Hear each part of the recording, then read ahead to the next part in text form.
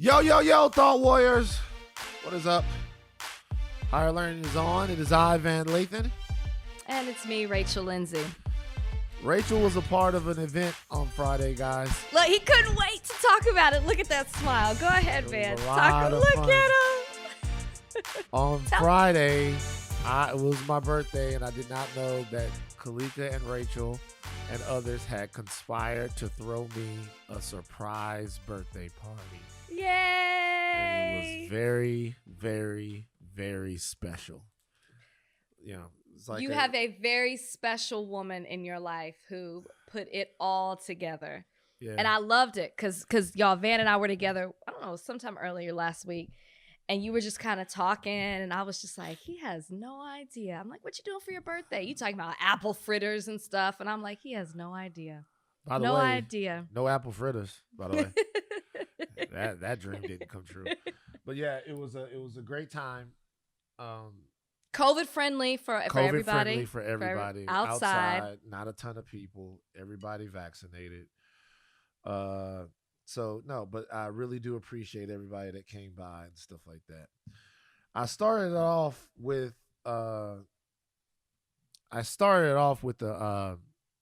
with good news because we got a lot of bad shit in the pod today. It's a stressful time. I feel physically tired from some of the stuff that's going on. As we speak right now, the closing arguments are being made. They're over. They're over. Excuse me. The closing arguments are over in the Derek Chauvin case. And, you know, there were some bombshell things that happened in terms of them going back. Well, just not bombshell. That's probably too much. But no, I'm only looking at you because I'm like, what? I was off and on watching it, so I was like, what did I miss? No, it wasn't really bombshell. It's like the closing argument from the prosecutor said that it was actually a crazy line. It said that the defense said that George Floyd died because his heart was too big because he had cardiomyopathy, but George Floyd actually died because Derek Chauvin's heart was too small. Man, it's tough on a Monday, you know. It's just tough. All of this stuff is so tough. We're in the middle of just a lot of stuff, and it's tough, man. I feel drained. Big Rach. I feel drained. No. It's wild because coming out of, you know, last year and everything that was going on, and with COVID, there seemed to be no end in sight. And so here we are, 2021. These vaccines are becoming readily available. People are getting vaccinated. People are doing their part. And you're like, okay, I feel like I can see things, the light at the end of the tunnel. We're getting back to normal. But it's like, what is normal? Is normal having, 45, 47 mass shootings? Yeah. You know, since I don't even think it's since the beginning of the year. I think it's since March. Is this what the normal is? Is this what we're getting back to? Like, right. We were so reflective in 2020, and we were focusing on what was important and prioritizing the simpler things in life, and really just valuing family and friends and health and time. And now as things are starting to open back up, it's like, what is this world? That's kind of the place that I feel like I am. Like, you just celebrated your birthday. My birthday's coming up. It feels almost weird to be celebrating in some sense. That's why it was nice to do your surprise birthday party, because the joy, I'm mad I didn't record it. Honestly, because you surprised us when you walked in. We weren't quite ready for you when you came around the corner. Your friends came from one end, the friends that were bringing you in, and then you popped up and it was like, oh, Van's here. But the joy, it was just nothing but joy on your face and surprise, and like that was a beautiful moment. And like, I'm happy I was there to celebrate that with you. But that was a nice break from what is currently happening. So yeah, it's tough. I always know it's tough too when we're trying to put down this rundown and you're like, we got to lighten it up. Like, we're looking at this, it's just everything is so crazy. I don't have the Van. I don't have it today. I don't have the hey, ha, hoo, ha. Maybe I can get it, but I don't have it. It's difficult. I've been watching other stuff all morning. I've been watching, you know, drama surrounding the Joe Budden podcast. I've been watching people talk about basketball, and I've been trying to get away from it, but I can't. It's hard. People DMing me the vaccine. Don't DM me no vaccine shit. I don't want to talk about it. The people just DMing, hey, like all of this stuff going on is there's fear mongering happening. It's just weird. It's weird. The whole thing is definitely weird. I got my first shot this weekend, so you did. That was a positive. My arm was really, really sore Saturday, but other than that, I was fine. Right, Pfizer. Really, really sore. Pfizer. Got the Pfizer, cool. And I gotta say, I don't care what people are DMing you. I felt really good. I just felt like a little lighter. And I'm not done yet. I still have to go back. But it just like I looked around the room and, you got to wait like 15 minutes before you can leave. And people just seem to be happy to be getting the vaccine. Just feel like you're a little bit closer to feeling a little bit more comfortable. I don't know. It was like spirits were up. It was a free clinic that I went to. And yeah, I'm happy I finally got it. Yeah. That's dope. So like Rachel said, there have been 45 shootings in the last month. U.S. mass shootings. Kenosha, Wisconsin. On Sunday, 3 people were dead, 3 people wounded, 3 killed in Austin on Sunday. FedEx ground facility in Indianapolis was hit. 8 people killed, wounded, several others this past Thursday night. So I'm not going to spend too much time on this because I don't have any answers. Yeah. I don't have any answers. I don't know what to say. I really don't. I don't have any answers, and I don't have any analysis that's going to make anything change here. Everybody is so dug in on this issue, whether it's guns, mental health, whatever it could possibly be. There's just not much I can say, or not much to be said about this. You're right, but there's nothing to analyze because nothing is being done. But is this what we're just supposed to accept? Are we just supposed to be like, it is what it is? We live in a country where there is not going to be any stricter gun regulation or legislation. And this is just the country we live in. It happens. If it happens, it happens. That's kind of how Congress is treating it. I mean, I don't know. To be honest with you, the answer is yes. And it's not just because of the gun legislation. It's because of a perfect storm of American cultural dysfunction. This is it's not just the country's addiction to weapons and addiction to guns. We have millions and millions of guns, way more than any other nation, right? It's that plus a history of American violence, violent society that Americans live in. Mm-hmm. That plus a fundamental misunderstanding of what public safety is and of what the building blocks of a safe culture are. That plus a general disregard for mental health in the country that's existed for a long time. Now that's changing every day, but some of the other things aren't. And because of this confluence of very American problems, this is a symptom of who we are. And it's here to stay. It doesn't seem to, I've acquiesced. I've given up. It's here to stay. The only thing I can do about it is when I go into a restaurant, sit with my back to the door. When I go into a movie theater, sit on the aisle, closest to an exit, and be hyper vigilant about it, because if you're not, nobody else will be for you. No one cares. Do you think that that's the mentality that Congress has? Do you think they have the mentality that it's like, we're never going to get to a place where we can get the 60 votes that we need in the Senate? We're never going to kill the filibuster. This is just the country we live in. We're never going to come to a common ground where we can figure this thing out or do something to help resolve the issue that is gun legislation in this country, gun control. Do you think that they're just like, it's never going to happen, so we're just going to talk about something else? That's kind of how I feel. I honestly don't think Congress even cares. That's what I'm. But that's what I mean. Right.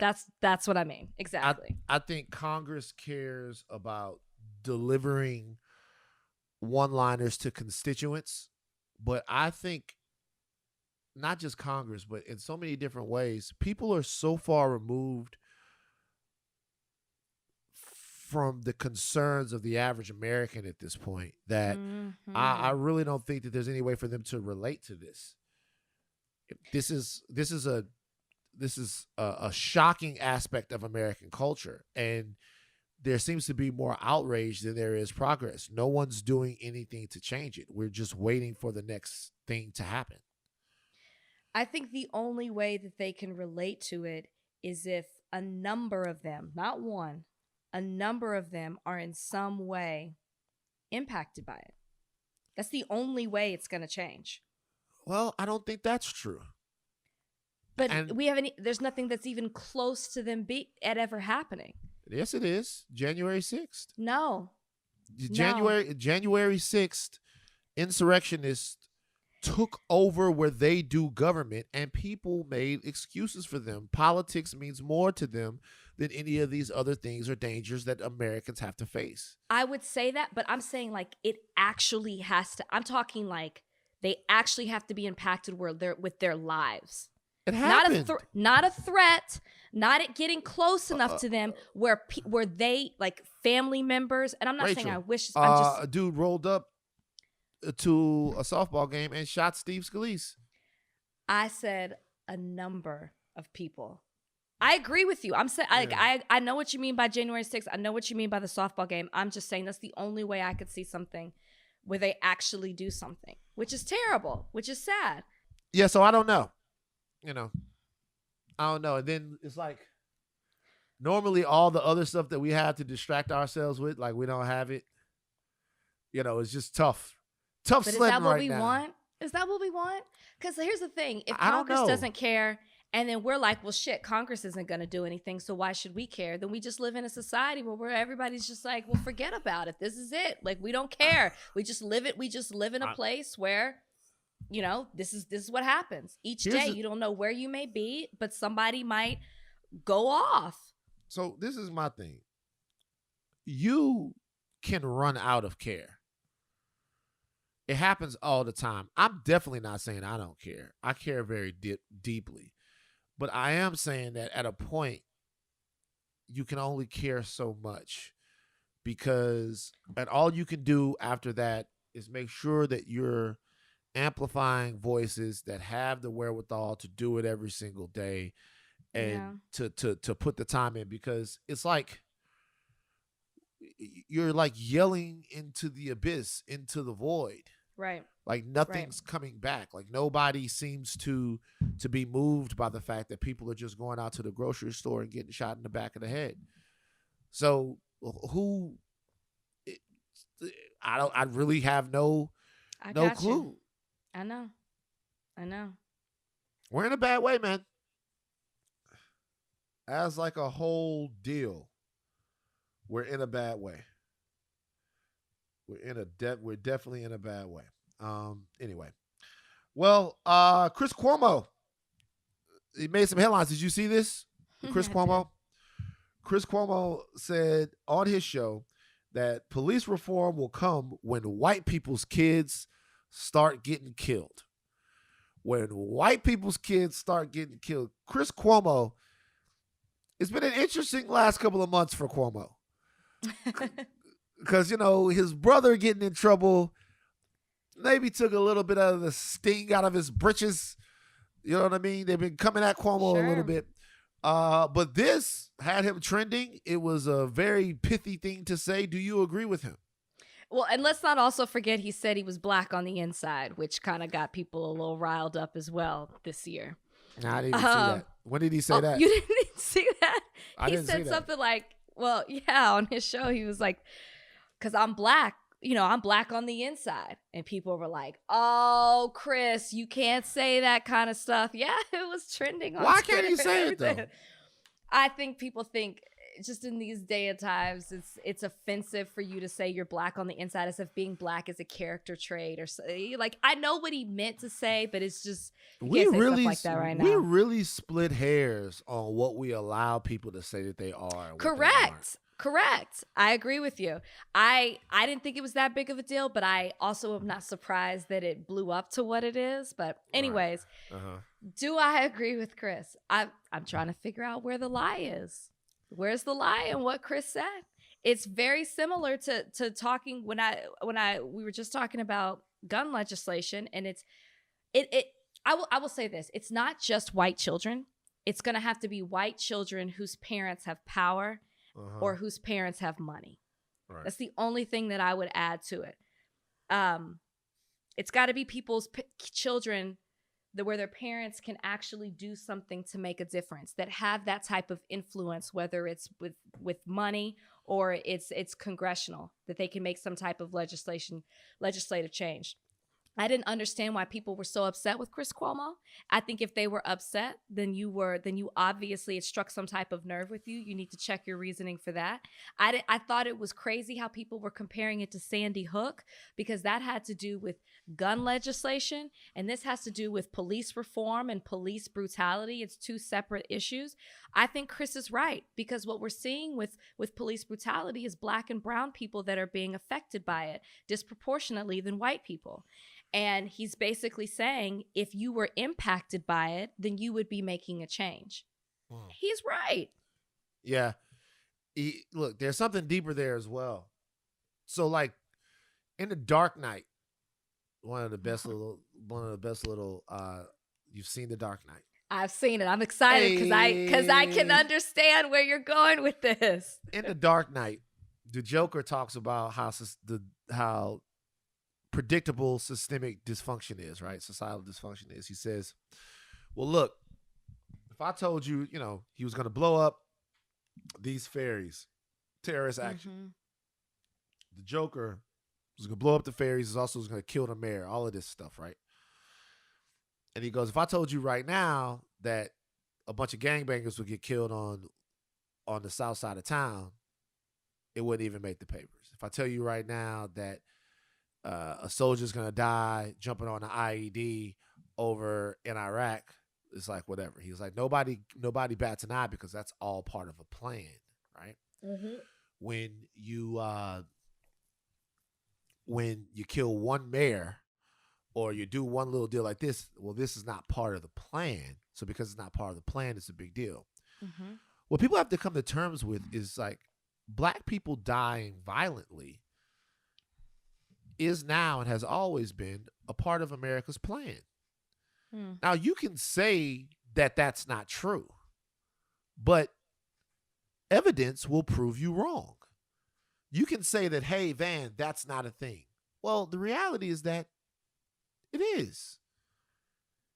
Black people dying violently has been a part of the American plan for a long time, for as long as there's been in America, right? Right. So, because it's part of the plan, because it is what it is, right? When black people die violently, or die prematurely, what people start asking is, okay, what did they do to make their determined fate come true? Right. So it doesn't matter if it wasn't supposed to happen, because at the end of the day, subconsciously, it was supposed to happen. It was. It was supposed to go some fucked up way.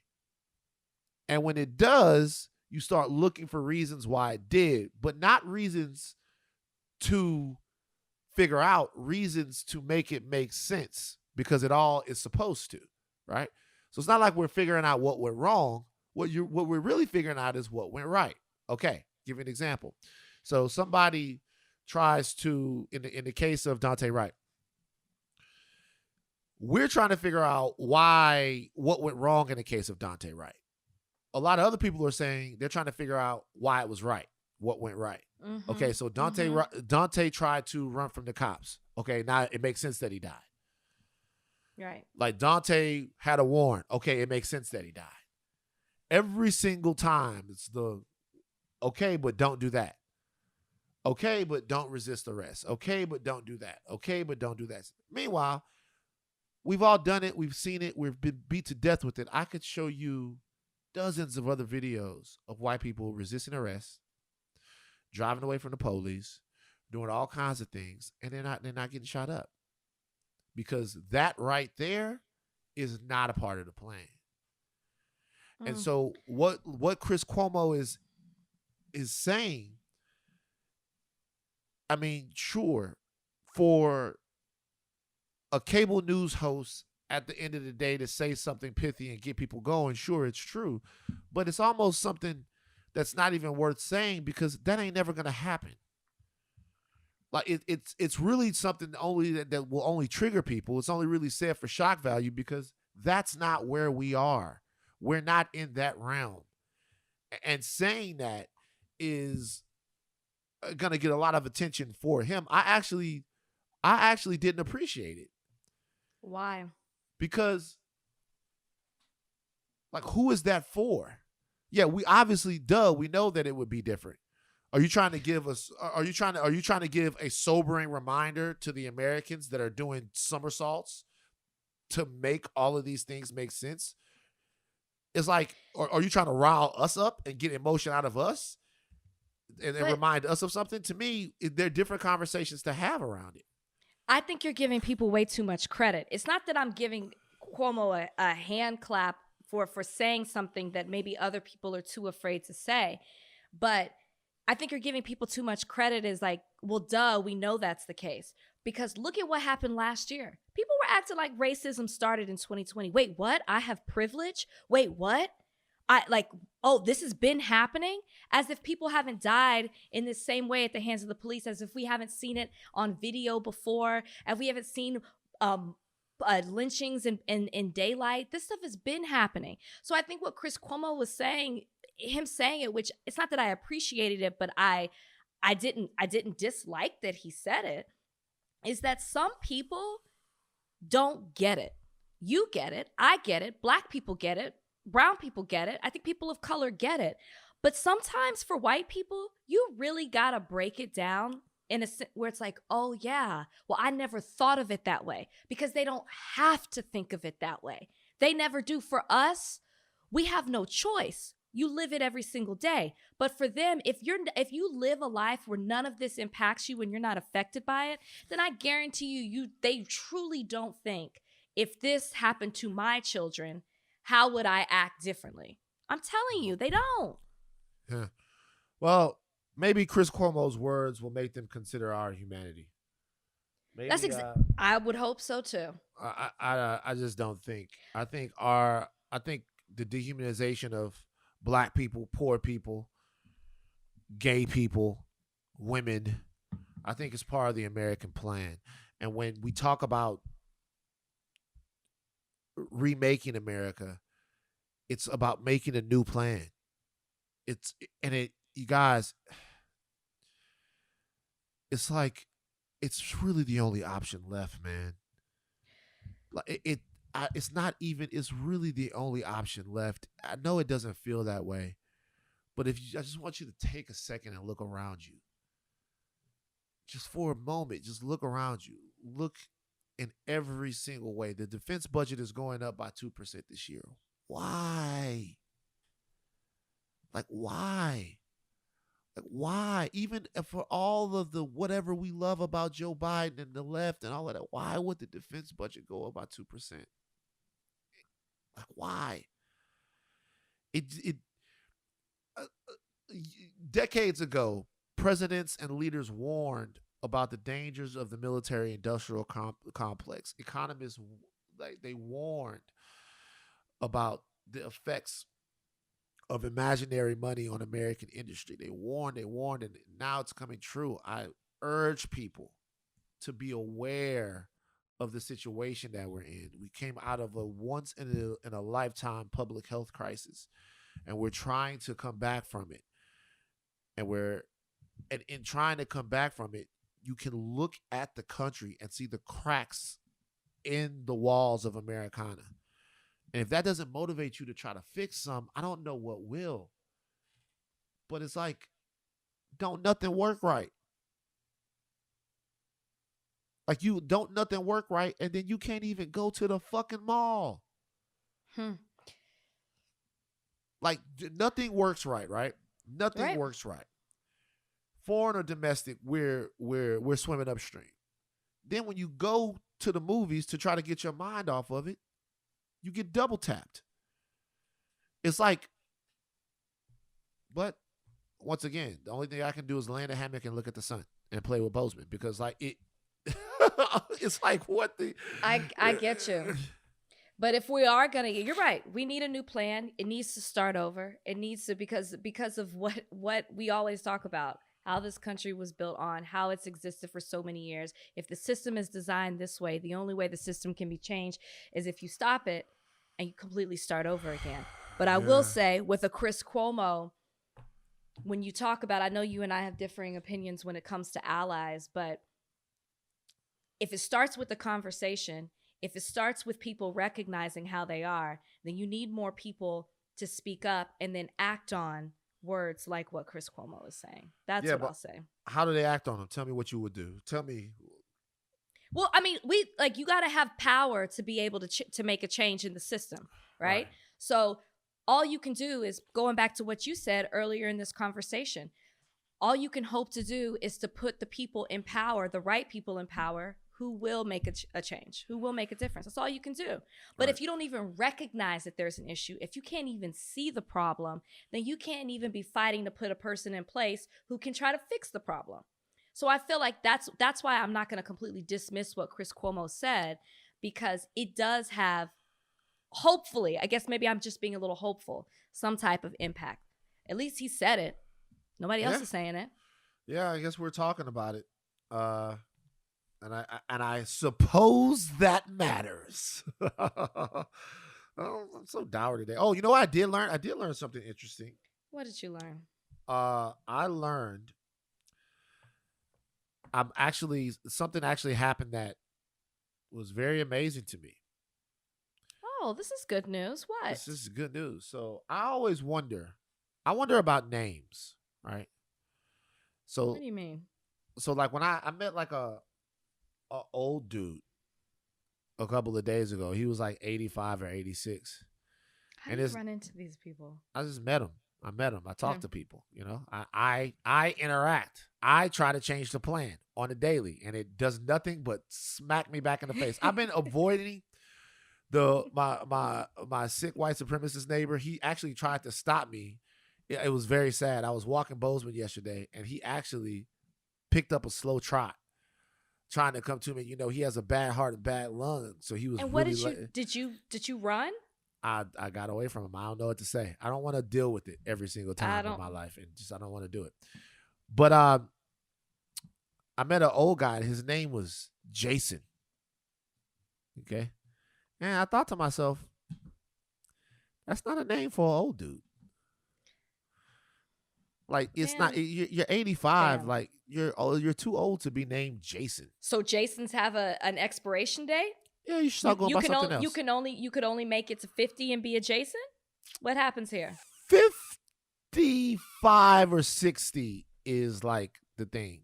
Jason is like a young guy's name. Jason. It is like a young dude's name. And I was thinking about this because, you know, maybe because I think about older guys that I know who they are. It's like Baxter.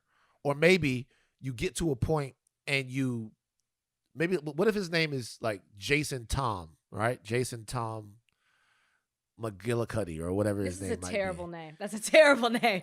Jason Tom. So at some point you stop going by Jason, you go by JT is what I would say. Because JT is an older guy's name. So are you going to change your name? No, because it's not. My name is good for I have a versatile name. It's good. You for realize young, this is an opinion, right? It is. So Jason might not feel that way. Okay, but I know somebody who does feel that way. Who? Somebody who works on this show, Trudy. I'll tell you why. Because I learned something about Trudy. Trudy was sending out the topics and sending stuff around. You didn't know her real name? That Trudy's actual name is Gertrude. How are you just figuring this out? I did not know this. Trudy's actual name is Gertrude. So because Trudy's real name is Gertrude, what Trudy is gonna do is she is gonna go by Trudy till about 50. And then after she's 50, she is going to seamlessly transition into Gertrude. And that makes a lot of sense. Because I always wonder, like, who is naming their kids these names in the years of 1997, 95, 96? Like, who's It naming could their be a kid? family. It could be a family name. Esther. Trudy, How pop do you in. how do you know that she might be named after someone? I was waiting for this here. I am crying because do you realize I wonder at what point they're gonna find out. They're gonna find Gertrude. out that I knew it my was name Gertrude. is Gertrude. Gertrude I am Joseph. crying. Yeah. Is it a I family gotta ask my name? mom that. Yeah, I'm Is named it after my grandma. There you go. That's amazing. And your grandmother went by Gertrude or Trudy? She goes by Gertie. She goes by what? Gertie. By Gertie. Ooh, see what I'm talking about? That's Now I'm not gonna lie, Trudy. Gertie, that's that nice old shit. That's Gertie's cute. That's a casserole maker right there. Listen, it does make sense when you put it in the Gertrude space. Jason, yeah, it does. not Crying, so not much. casserole. Gertrude Not- makes Jason, no. Jason's Gertrude, a young yes. man's name. I'm telling you, Jason, a nice name for an older guy is like Bill. Bill's a nice old guy's name. Jack. Jason is like So hey, short names. Hey, Jason is like, hey, it's Jason. Jason, you know what I mean? Well, we've got Donnie on the podcast today. Donnie Beecham. Shout out to Donnie. At some point, will he let go of Donnie and be Donald? Don? Yes. Don's actually an older person's name. Don works. Or Don. You can't be Donnie. And like you can't be Donnie at like 70. It's too, you can't be Donnie. There's no more Donnie. All right. You know, Donnie's gonna go by Donald, Don. Don, you know it what I mean? actually works perfectly. Or even more so, DB. And I'm mad I'm agreeing with this. It's true because it's true. Donnie, is this Some true? names. What Donnie, have you decided on age that you're gonna start going to Donald? Well, see, my name is Donnie on my birth certificate, and I'm a junior. And my dad is like 59 right now, and he goes as DJ. Donnie. Yeah, DJ. But I feel like DJ doesn't fit an older guy. I don't know. I feel like Don, or I'll write out Donnie. I'll be an old man Donnie. There Donnie. you go. What's There your you middle? go. What's your middle name? Glynn, Glynn. Okay, Glenn's an old Glenn. name. There you go. Donnie, you got it. Donnie, you got it. Donnie, you got it. You got it now, Donnie. Yeah, you're right. Donnie, you got it. Yep, Glenn. I appreciate Hey, it. they call me Glenn. See, we figured it out. Let's take a break. All right. This is interesting. We get to have a man versus woman debate here. You like this? Courtesy of the Game. Shout out to Game. Shout out Great. to Chuck Taylor, homie of mine. He tweeted something and it caught fire in the Twitter sphere. Okay. Well, this is the tweet. I'll ask you right here. Game was going in on guys who don't pay for their woman's stuff. He said, why she got to pay half the rent? She giving you half the blank or something? Niggas kill me. Since the beginning of time, real men have always taken care of, shelter, providing, and protecting. If you ain't got it, go get it. If you're lucky enough to land an independent woman who works her ass off and still comes home to cook, clean, and take care of kids and go crazy sexually, let her stack what she make in case y'all need it one day and still handle everything as a man. My woman's not paying for anything. I feel good carrying that load. The term "I got it, baby, don't worry about it" makes most women's soul smile, heart warm, and blank get more moist than perfect Toll House cookies. But what do I know? So What do you know? What do you know, gang? You coming at Chuck? I don't care. Like, it bothers me that you're going to stereotype all women as if they are all exactly the same. Right. Like, every woman wants to hear from her man, honey, I got this. And they just all of a sudden just want to like pull off their panties for you.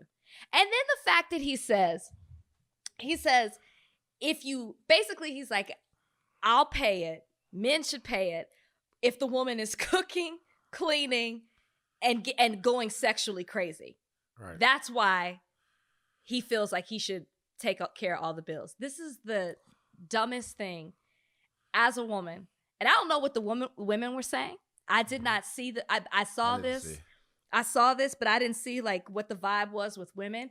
But to me, it's like, I don't want to be reduced to cooking, cleaning, and going crazy sexually just because my man can pay half the rent. Like, there's so many more things that you can do. And I would hope as women that we know that we don't just need a man to provide for us financially. Like for me, I'm a woman that has my own.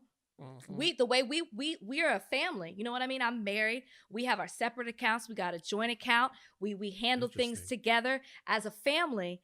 But my thing is, I need things from Brian that aren't financial. You know what I mean? That's why, otherwise I could be with any type of man. It's like, oh, let me just have a man that's going to provide for me. There's certain things that he can give me that I can't give myself, like from within. You know what I'm saying? So this is just like the most insipid conversation. It's just so stupid. So stupid. Yeah. That's what all women want. Women want a man to pay their bills. No. Not a woman who's got her own. Okay. So let me tell you where I fall on this. Oh no. Wait, I'm gonna call Kalika. Right. No. But let me tell you where I fall on this. So Game is wrong in what he's saying, because what he's essentially doing is he's making a relationship very transactional, right? 100%. He's making it, hey, I take care of all of this, and you're worth it to this. You're worth it to me because you do all of these things, right? I couldn't care less about cooking and cleaning and any of that. I have a person to make my life better and to share with, okay? Mm-hmm. But I will say this. One thing that is true is if you are a man and you cannot provide for whatever reason, that is still demonized in society. If you are a man, expectations for men as far as being able to pull their weight and provide and make money and do all of that have not changed. For women, it's really a choice. Like you're right. You're right. You can be in a relationship and do all of these things, or you can be in a relationship and kind of chill. What I've seen recently is that, like, you know, and there is a situation even with the most sort of enlightened man where you go, okay, well, if it's my job to provide all of this stuff, if we have jobs, then what are the jobs? See, I don't think that there are any jobs. I don't think it's my job to provide all of these things. I think this is great stuff that you think that way. This is stuff I will be doing for myself. So if we're together, why wouldn't I do it for you? All right. But if you do believe in jobs, for all the women that are listening to this and saying, hey, my man needs to be able to take care of the household. He needs to be a leader. He needs to be the head of the household. He needs to all be. My question then would become, well, then what's your job? Because if there are any jobs, then everybody has to have a job. Yeah.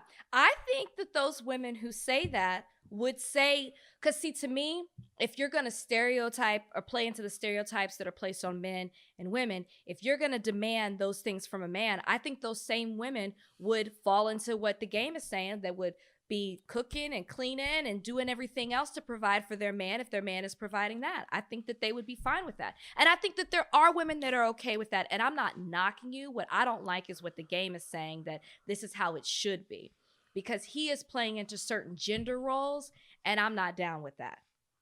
Yeah, well, yeah, I don't agree with gender roles, because I don't think gender roles work for either side. I think that a lot of men feel inadequate because a lot of guys aren't able to provide and do all of this stuff on their own. To be honest with you, it's way fewer than you think there are, right? Yeah. That can do all of that stuff. Game happens to be one of them that can do all of that stuff and provide all of that stuff and be the sole breadwinner and take care of a family and do all of that. It's just not, things aren't the way they used. I mean, it used to be that America, we talked about this a little earlier, was a titan of industry.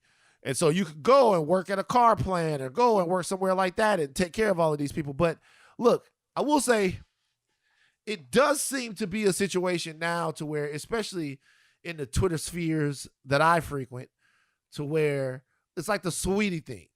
Like if he can't buy you a Birkin and throw him out to the feet. That didn't age well. It didn't.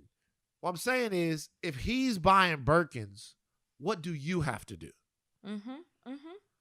Yeah, and what is he expecting of you? Yeah, yes. Because it's got to be a two-way Birkin street in that sense. Yeah. I just feel like successful relationships, there's a give and a take. Like give and take here. There may be a day where your man can provide everything for you, and there may be a day where they can't. So it's like you just kind of give and take in a relationship, and you don't assign certain roles. Like we do everything in our household. Like we do everything. It's like back and forth. There's no like it's your turn to do this and you got to do this. It's like you see what needs to be done and you do it. You see what needs to be done and you do it. So do you don't believe in gender roles at all? I feel like you're going to catch me in something. No, I'm not. I'm not trying to catch you. I'm trying to think. I do think that there are certain things where I would probably be guilty of. For example, I'll take out the trash. Right. But I'm not taking out the trash at night. You know what I mean? Okay. Like, yeah. I like as a woman, I don't feel like I should be out at night by myself to go outside to take out the trash. Right.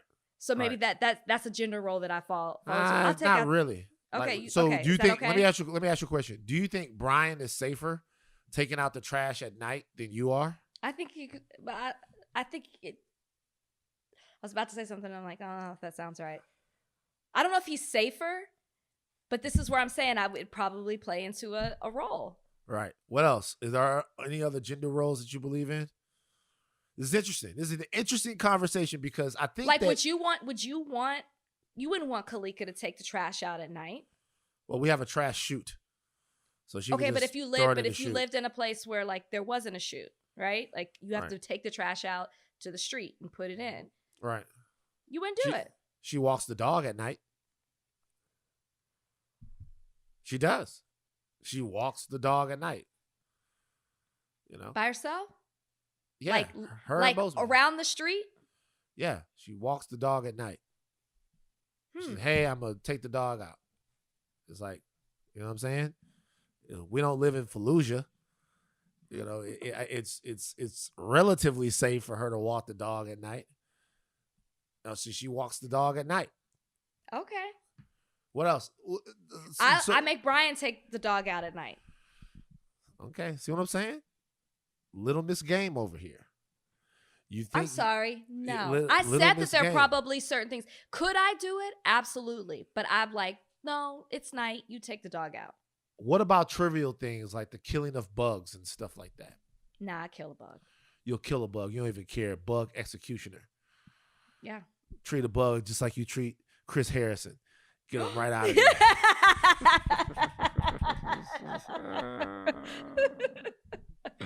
I will stomp a bug. I'll kill it. I'll swat it. I don't know. All of these things are, it's just, and by the way, you know what it really comes down to? What works for your relationship? That's true. Your relationship. I observed a relationship growing up that had strong gender roles, right? Mm-hmm. But it's not like these people were happy in these roles. You know, my dad would come home, he worked all day, and he would inflict pain upon us because he had to work his ass off. It's not like he was like, oh, he provided for his family, but it was not like he was in the hot sun. And my mother was a homemaker, but she had so much more inside of her. And I asked her not too long ago, I was like, Mom, if you had it to do over again, would you do anything differently? And she goes, yeah, I probably wouldn't have had any kids. And I'm like, yo. I love this Crystal. Wow. Without she didn't stutter when she said it either. No, she goes, no, I probably wouldn't have had any kids. So when I look at that, I go, hey man, the gender roles, and she loves being a mom. Sure. I guess she does. I don't know. Oh, so please. Your mom made homemade cookies for your birthday. She loves being a mom. She made homemade cookies. I gained 4 pounds. And they were delicious. They were so She's good. listening to this. I want her to know they were fantastic. So good. I love you, Mama. So people have gone back into the past to accuse a particular show of racism. And it's America's Next Top Model.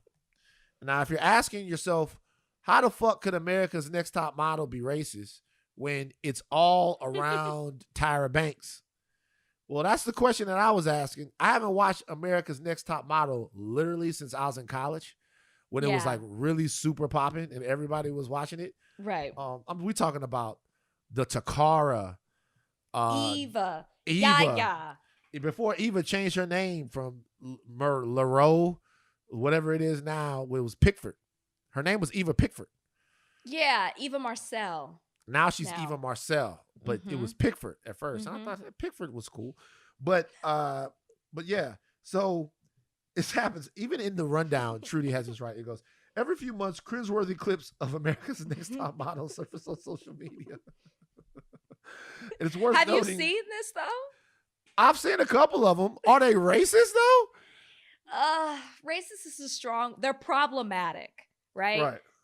I mean, she definitely okay. Do you not remember when she had people dress up as different ethnicities, as different races for photographs? That's the problem. They were in blackface. It was cultural appropriation. Right. They were dressed in complete like that. I remember watching that and being mortified. Really? You thought that then? Because that's the question I always ask is, were people up in arms about it then? I remember being mortified because I was like, how was this okayed? How did Tyra okay this, knowing a history of blackface? And like, I don't even know if I truly could fault the models, even though they should have stood up and known it was wrong, but they probably were like, I don't know what else to do. I'm trying to stay in this competition. Not that I'm saying that that's right. It's just like, Tyra, was it really worth it for the episode? Really? Really, Tyra? And it does seem that she always, and I don't know if this is because she grew up in the industry and she knew firsthand that it was harder for Black women. And maybe that's why she's tended to be harder on the Black women on the show. But she was a lot more tough on the Black women than she was. She? Yeah. She was rooting for them? Remember when she was rooting for the girl? I was rooting for you. We were all rooting for you. Let me ask you a question. Sometimes I wonder in situations like that, if people are harder on the Black contestants because they want them to do better, or because of the crabs in the barrel mentality that has been implanted into us, to where she feels like she sees herself more in them and she sees more competition in them. Not in this case. Maybe if this was a different example, maybe that's why she and Naomi don't get along. Yeah. But in this situation, these women are not going to be to top Tyra. But she was hard on them. I remember Danielle. Danielle ended up winning, but Danielle had a gap, like myself. And she told Danielle, you will never be a cover girl with teeth like that. And she was basically telling her she needed to get them fixed. Like, she was tough on them. But that has nothing to do with race. What I would have to ask. She was Black, and it's that she's harder on the Black contestants, is what people were saying. Like, so outrageously harsh. So she wouldn't have told that to a white contestant, is what you're saying. I think that's what people were saying. Yes, she did seem to be, but I do think that I bet if you asked Tyra, she would probably say she did it because it's going to be twice as hard for them in this industry. I really think that's what she would say, and I don't think that she's wrong for that. I think she's wrong. She's wrong for the blackface. If it's gonna be twice as hard, then be twice as nice to me. Don't be as bad as they gonna be. So check this out. I understand what you're saying. Let's just say she's twice as nice, and she gives them an unrealistic expectation of what this industry is about, and then they go out there and they fail because they're not prepared. Remember, these people they go to these auditions in malls. They have no modeling experience whatsoever. Rachel, that's not gonna happen. They're not going to go out. They're not going to go out and fail because, hey, Tyra Banks told me this was a lot easier than it actually is. That's not going to happen. They're not going to fail. They're not going to fail because Tyra Banks wasn't hard enough on them. They're not going to goddamn World War II. But I'm just saying, like when people are tougher on you, you develop a thick skin. So you don't get discouraged when people are hard on you because you're like, I'm used to it. I can well, work through it. Some people who are babied, they can't take it when people are harsh on them. I know, but everybody's different. Some people develop a thick skin. Some people are mortally wounded. It just depends, right? Some does people depend. some people develop a thick skin. It's like, my dad would be like, "Hey, I'm riding you to get ready. I'm riding you to get you ready. I'm riding you to get you ready." I'll be like, "Nigga, give me a hug." I'm like, "What are you like? You getting me ready? Give me a. I'm your son." You like stop it. I don't want to be ready. I like just give me a hug and tell me it's gonna be okay. I'm your son. Crazy ass. It made you tough, though. It made you tough. I guess it did. I guess it did. I guess Listen, he always threw it in my face too. He goes, "I was right, by the way. Look at you. You're doing so well." Shut up. Listen, everybody Kick you in your is different. I think Tyra it should be noted that Tyra has, now that all these people are digging up all these clips from back in the day, she has come out and apologized for her behavior in a lot of these episodes. But I don't know. The question, I don't know if Tyra did it for ratings. I'm sure she did. I don't know if she did it to be tough on them because nobody gave her any shortcuts. I don't know. Point is that I will agree she was way more tough on the women of color. When they gonna get Simon Cowell? Simon Cowell, but he's mean to everybody. A jerk on American Idol. To everybody, though. To everybody. That's right. You're saying that Tyra was just exclusively mean to the black girls. Well, at least that's what the clips are showing. I don't remember everything. Do we have to care about? How can we live in a world where we have to care about mass shootings and America's Next Top Model in the same 1 hour space? You should have said that before we brought the Tyra Banks. No, I'm not talking about us. I'm talking about people in general. Who fucking cares about America's Next Top Model? Am I missing something? This is a big deal. No. On in the Twitter sphere, I guess it is. I used to love Tyra Banks, man. I got kicked out of school one time, like sent home from school because I brought the Sports Illustrated swimsuit issue. So I didn't even know it was wrong. Is that bad? Yeah. I didn't know. I never missed Craig. I had the Sports Illustrated swimsuit issue, and I was showing it to my friends. It was a swimsuit issue, and Miss Craig took the thing, and I was like, could I have my magazine back? And she was like, no. I'm like, I can't have the swimsuit issue back. It's the sports. I have a subscription to Sports Illustrated, and it is the swimsuit issue. Can I have the magazine back? She was like, no, look at that one girl. Like, her girl, I think the girl's name was Ashley Johnson. She was a Sports Illustrated model at the time or something like that. She goes like, look, she's only got a string going up her butt. I'm like, it's a swimsuit. She's like, it's inappropriate for school. She didn't give me my magazine back. What grade were you in? 8th. I had to go and buy another one. I never forget that. I really felt played. Like you got sent home, or she just took your magazine? She sent me home and then took the magazine as well. She sent me home. You're still upset. You know what I did? I played that off, by the way. So I didn't want my parents to know that I got sent home. So I walked to my grandfather's house. And my grandfather, he was just happy to see me. So I walk to my grandfather's house. I'm in there with my grandfather.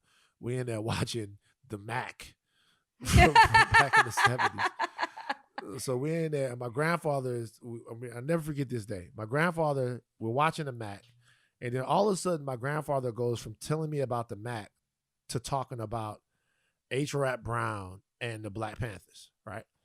And so by the time this talk is over, it's like 5. And I didn't call my mom and told her, hey, after school, I walked over to Papa's house. And she was like, oh, that is so nice of you. That is so amazing. You would time to spend time with your grandfather. Yeah, so I go, and I'm over there at Papa's house, and we're on the way home, and the school called. You almost got away with it. Almost got away with it. The school called. And you know what my dad did? He drove me to the grocery store and bought me another Sports Illustrated swimsuit issue because he said that it was only natural for me to be interested in women at this age, and it was unnatural for the school to try to take that away from me. And you know what, Van? That was your hug. Nah, That day, that was your hug. I love that Papa did not even realize you were supposed to be in school. Is this Piccadilly? Is this Piccadilly, Papa? Same dude. Same dude. I don't think her name was Ashley Johnson, by the way. I can't remember what her name was, but she was white, and she was because that was around the time that the models. This was right after the Kathy Ireland era. Mm-hmm. Where the models start to get a little bit voluptuous, you know what I'm saying? Start to get a little voluptuous. Because all in the 90s, there was some voluptuous. Stop. In the middle of the 90s, voluptuous. You know what I'm saying? Then it went back. It's voluptuous. Anyway, let's take a break. Did you watch the Jake Paul fight? No, absolutely not. Why? I had no desire to. I don't even know the difference between the Pauls. I know that they're brothers. I wasn't even sure if this was the same one from the Nate Robinson fight. I enjoyed the last one, not gonna lie, but that was mainly I tuned in for Mike Tyson, and Jake Paul just happened to be fighting before. Right. I had no desire to watch this. Did you? I did watch it. Did you have a good time? Okay, see. Never again. Never. I made that decision when I say last time. Never again. But why? Why? Myriad reasons. Okay. One reason is that I feel like a sucker. I'll tell you why. I have been in the gym with Drake. I've been in the gym with Jake. I've seen Jake spar. I've seen Jake work out. Mm-hmm. I've said this before. Jake can fight. Jake not fucking around. Jake and BJ, they in there. Jake is working. Like right now, if you ask me, Jake Paul is a boxer. Okay. He's in the gym, working on technique. Phil can tell you, they are bringing in different guys for Jake Paul to spar with. Every single day, pros, different guys. He's fighting guys. So why won't he actually fight somebody? I'm not sure because that's the thing. A lot of the guys, I know a big heavyweight that he sparred with, who I fought. The guy can really fight.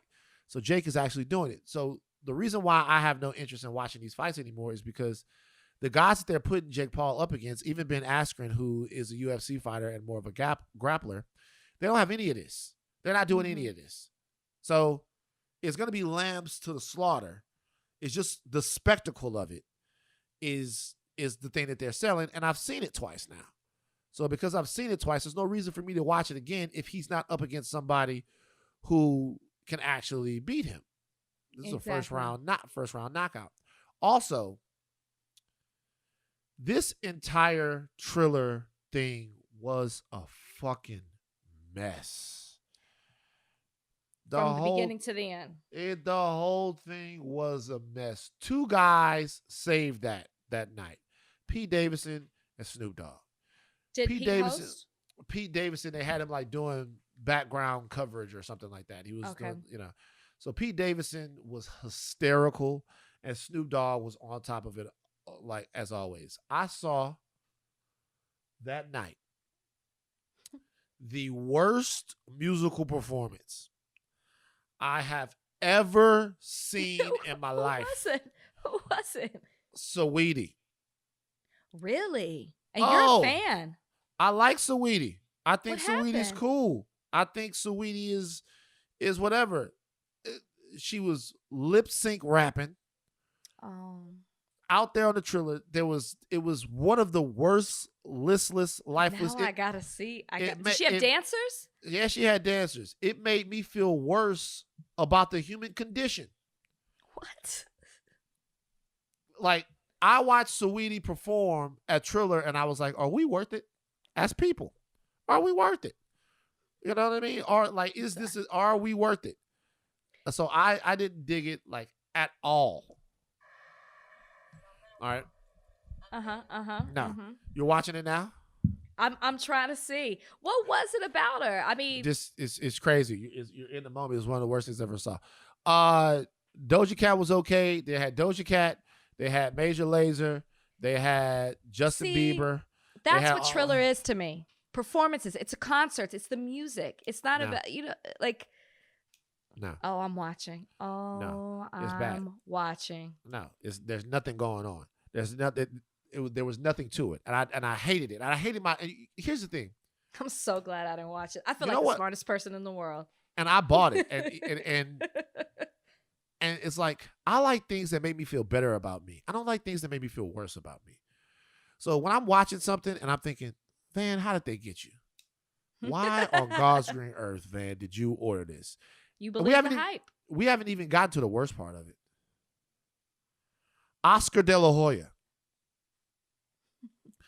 Oscar De La Hoya was terrible.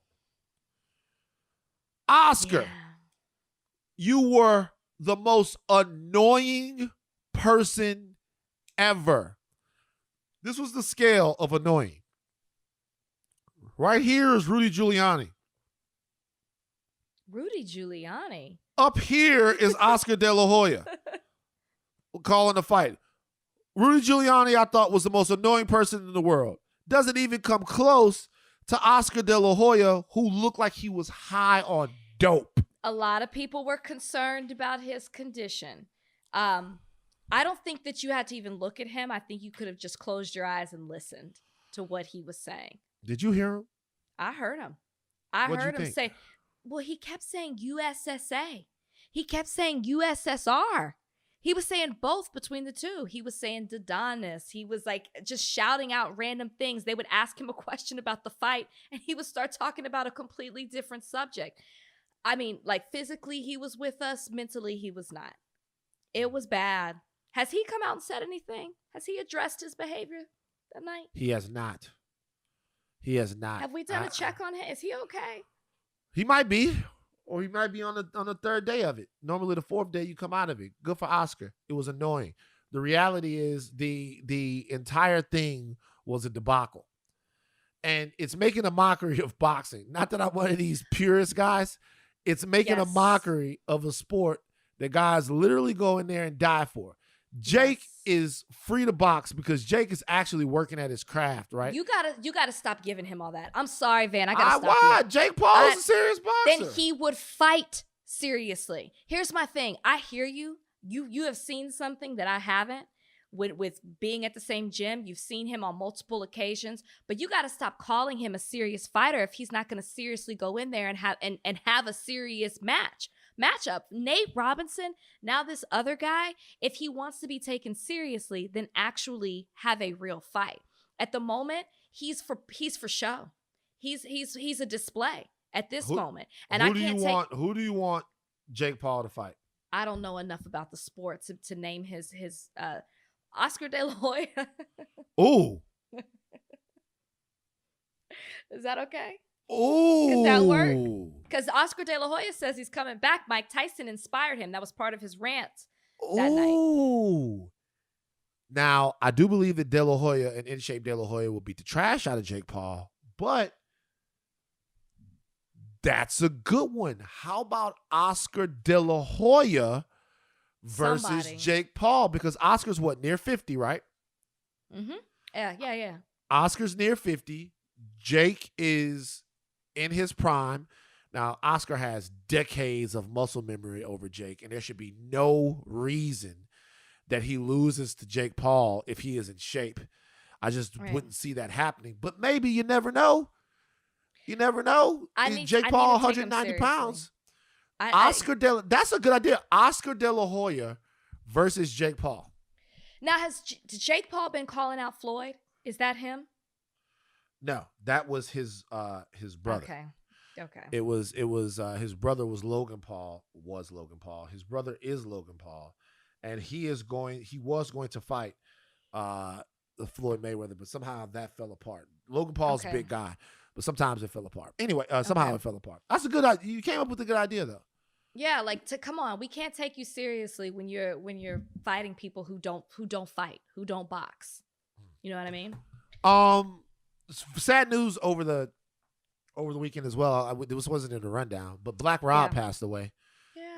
If you don't know Black Rob, you know the song "Whoa." Don't like "Whoa." It was a big hit, but Black Rob was on some of the biggest records, not just "Whoa" but other records. He was signed to Puff Daddy's Bad Boy label, and he was a big deal there in the late '90s, early 2000s. Not just for the big hit that he had, but for his contributions on other records. And I also realized that on this podcast, we never said goodbye to DMX. We kind of knew what was going to happen that Thursday that we taped, but we never really said goodbye to DMX. So a lot of people online seem to be blaming Diddy for Black Rob's condition at the end of his life, saying that maybe Diddy should have done more to help him. I know he was sick, but what was wrong? He had kidneys. Oh. Had bad kidneys. Black Rob he had gone to prison for a while. And, look, I said this before, as hip hop matures, America's going to get a front facing view at some of the health things that Black Americans are faced with, and some of the ways that, our lives are affected by the environments in which some of us kind of grow up in. Do you feel like, I'll ask you this, Puff obviously worked with Puff, have a lot of respect for Puff, but a lot of people are saying, hey, if a guy's doing that bad at the end of his life, Black Rob was on Instagram, asking for money. Yeah. Asking for money. Do you feel that having had a business relationship with somebody at one point, that you should look out for them, and if you have that much money, they should never want or need for anything? That's tough. It's tough to put that on Diddy to, if you're talking about just the people that were a part of Bad Boy, then it's not that big of a circle to reach out and help those. Especially, it's not that he's asking for money to pay his rent. He's asking for money to survive. To survive, yeah. So, I can understand both sides of it, but yeah, like if he had to go on social media and beg for that, where was Diddy in all of that? Where was Diddy? Well, I'll say it like this. I don't know their relationship either. I don't know their relationship either, but for a lot of what I'm hearing right now is that Puff had tried to help Rob for a long time, but who knows? And I think for us, one thing that we have to do is we have to decide whether or not it's culture or business. We really do, because if it's culture, then we always got to look out for each other and protect each other. But if it's business, it might be different. And we also have to figure out if it's culture for some of us and business for others. You know what I mean? I think that's just very important. And everybody put it on Puff, but nobody knows what Puff did or what Puff and Black Rob's relationship was. And the reality is that now it doesn't do Puff any good to come out and really even talk about it, because if he talks about it now, people are going to say he's clout chasing for a guy who's passed away. So we just jump to so many conclusions. I just also think it's wrong to tell people what they should be doing with their money. Of course I'm asking, yes, of course, where was Diddy in all of it? But at the same time, I don't feel comfortable telling him what he should have done to help, because we don't know. We don't know their relationship. But rest in peace. Rest in peace, Black Rob, man. Rest in peace, Black Rob. We got to take better care of our legends. We do. We do. We got to take better care of our legends. So here's the deal. I was going to have a Van's very serious question of the week. Okay. But I'll be honest with you. With all the hubbub and stuff, I couldn't think of one. I couldn't think of a very serious question of the week to ask you today. I couldn't think of one. Yeah. That's all right. It's a lot going on. I feel like, you know what kind of took the place of that? The game. That back and forth. We'll let that be the question of the week. No? Yeah. I feel like now you want to do one. Now you want to do one. No, I'm thinking. Let me ask you a question. Okay.